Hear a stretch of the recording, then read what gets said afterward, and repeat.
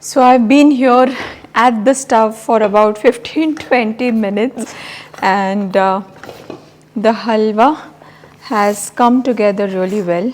All the milk is absorbed really well. Also the powdered cashew helps in absorbing a lot of moisture.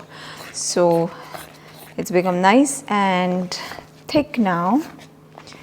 I am going to go ahead and add chopped nuts into it. Nuts. I'm going to leave some for garnishing. All right. Wow, wow. Looks amazing. And last but not the least is the punch of flavor with a lot of elaichi. This is powdered elaichi, and this is what is going to give it that Indian desserts flavor. Mix it really well. And I always add the elaichi towards the end so that the aroma doesn't get killed because of overcooking or because of heat and all of that.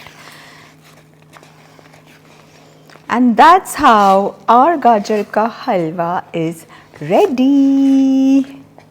See the texture?